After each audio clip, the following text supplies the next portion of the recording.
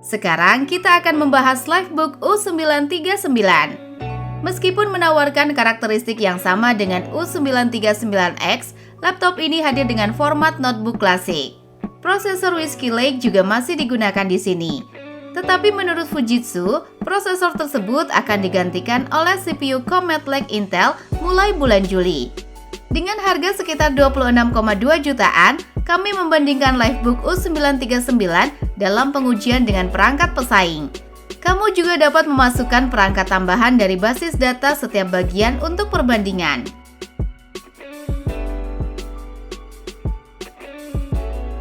Desain. Fujitsu memproduksi casing Livebook U939 dari paduan magnesium yang memberikan kesan kokoh dan berkualitas tinggi pada notebook ini. Engselnya menjaga tutupnya tetap pada tempatnya dan menawarkan sudut bukaan 180 derajat. Setelah pengguna melepaskan semua skru Phillips yang terlihat dari bagian bawah casing, plat bawah dapat dilepas. Namun karena memori kerja di solder, mereka hanya dapat mengganti solusi penyimpanan di dalamnya. Selain pembaca, di antara koneksi yang tersedia, terdapat juga koneksi gigabit LAN serta 2 port Thunderbolt 3 untuk pengguna Fujitsu Livebook U939. Port Thunderbolt 3 menawarkan kebebasan untuk membuat hampir semua koneksi yang diinginkan saat Anda menggunakan adaptor yang sesuai. Terdapat juga pembaca kartu SD yang memungkinkan Anda memasukkan kartu penyimpanan yang sesuai hampir sepenuhnya.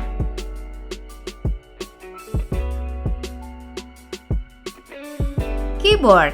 Keyboard Livebook U939 memberikan umpan balik yang relatif lembut saat mengetik. Ini membutuhkan waktu lebih lama untuk membiasakan diri sebelum tugas mengetik dapat diselesaikan dengan lancar.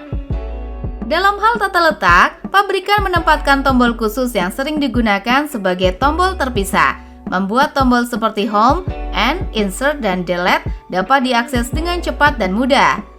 Pencahayaan 2 tahap juga memastikan keterbacaan label tombol yang mudah, bahkan dalam kondisi cahaya yang buruk. Touchpad klasik dengan tombol terpisah berfungsi sebagai pengganti mouse. Touchpad ini terpasang erat di rangkanya dan merespon input dengan cepat. Namun, resistansi permukaan yang relatif tinggi membuat gerakan drag dan drop sedikit lebih sulit. 2 tombol mouse merespon input dengan titik tekanan yang jelas dan suara klik yang berongga.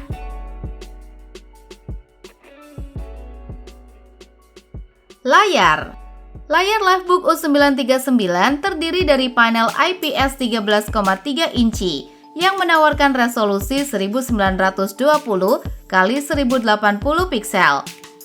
Meskipun pada kecerahan rata-rata tidak mencapai level Dell XPS 139300, namun masih cukup memadai untuk menampilkan konten gambar yang mudah dibaca. Pada T90%, distribusi kecerahan notebook Fujitsu berada pada level pesaing. Pengukuran juga menunjukkan bahwa produsen menggunakan PWM untuk kontrol kecerahan. Pada tingkat kecerahan di bawah 30%, layar mulai berkedip pada frekuensi 212 Hz. Namun karena efek ini hanya terjadi pada tingkat kecerahan yang sangat rendah, pengguna dengan mata sensitif tidak perlu khawatir tentang masalah saat bekerja dengan Livebook U939. Dengan cakupan warna 95% dalam sRGB dan 61,2% dalam ruang warna Adobe RGB, Livebook U939 tidak dapat mengungguli pesaing. Namun, ia tetap memberikan nilai yang sangat baik. Dikombinasikan dengan rasio kontras 1239:1, warna ditampilkan dengan batas yang sangat jelas.